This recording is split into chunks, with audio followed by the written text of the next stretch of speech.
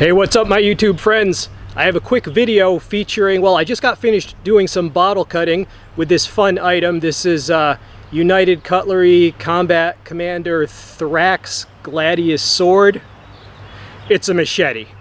So this is just going to be a short down and dirty video. We've got to hurry up because horrible conditions. The humidity is murder. Basically, when you're out here for 5 minutes just standing around, you're going to be covered with sweat, right? And I'm also covered with the blood of the bottles. Yeah, if you ever see me covered in blood, it ain't my fucking blood. Let me get behind the camera and just give you a very quick overview of this. So, single-edged and a great slasher. One thing you're going to notice, this is heavier than it looks. When you first get it in hand, it's you're going to notice it's heavier than it looks, which is a good thing. As far as weight classes of machete, this is a medium. As you can see, it has kind of a cheap grind. This part is flat, and then you have a partial hollow, and then you have the actual edge bevel and the relief grind. So that is something you'll see on cheaper blades, but again, it's a freaking machete, so it's kind of for that. Look how that flares out, right? This being single-edged, it lends itself to Filipino martial arts techniques, specifically wrapping, if you know what it is. Wrapping is basically kind of a chambered position that also can serve as a parry, and you're not in danger of a second edge, so you can have this very close to your body, which then mitigates the chance of your opponent striking at your weapon, and then you can strike him from a chambered position. Now the blade length on this is about 17 inches. The overall length is 24 inches. It comes with a cheap sheath, but it's appropriate for a machete. Technically, this is a high carbon steel 1065. This is a type of thing that you would slash through soft vegetation with.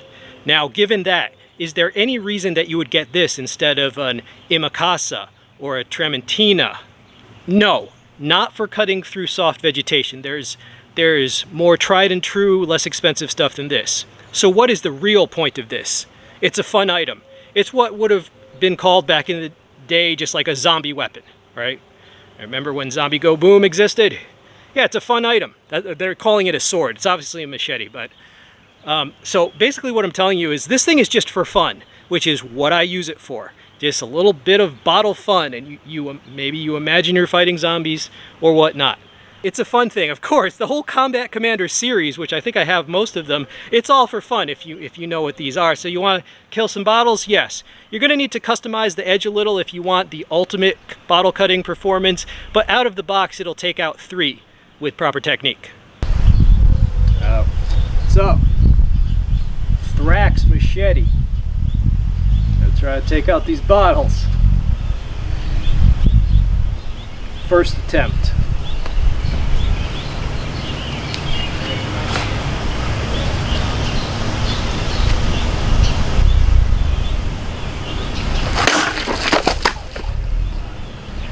Okay, well, it was successful. Static cut.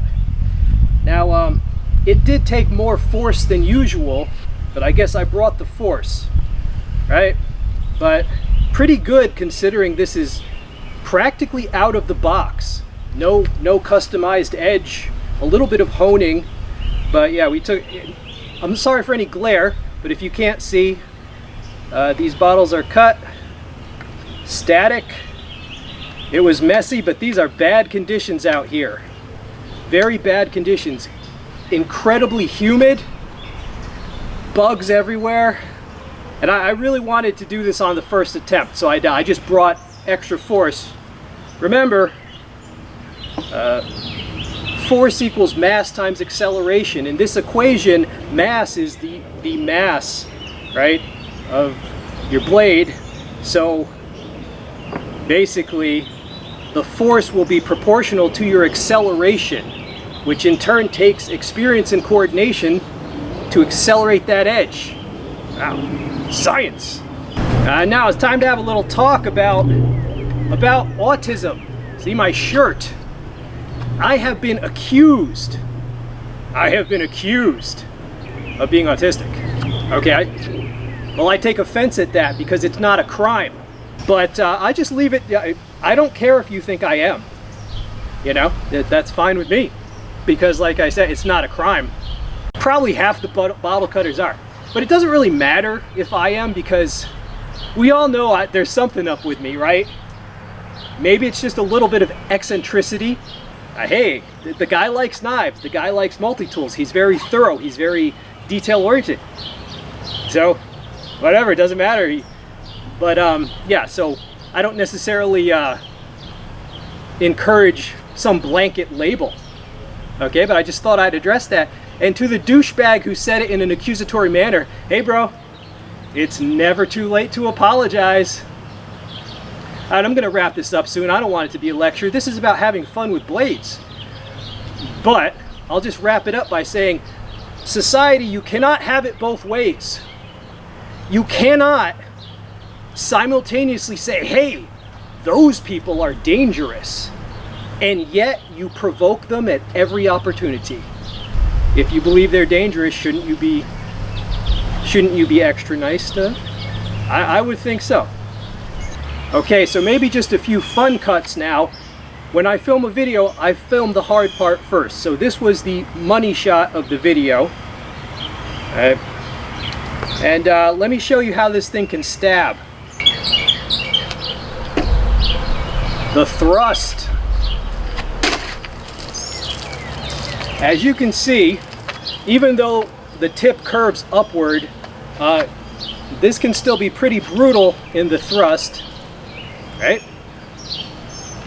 If you do your part.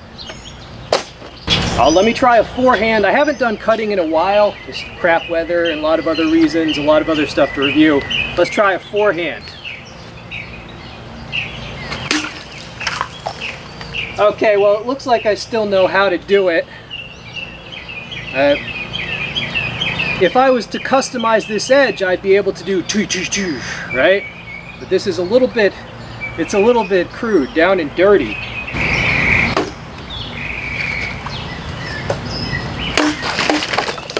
There you go. All right. I made sure to keep my eyes on the target, because your tendency is going to be to close your eyes at that moment of impact.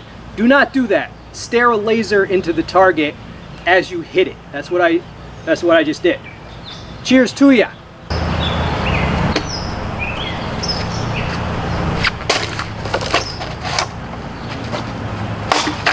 There we go. Can you see that? So thrust and a static cut. That's what I was going for.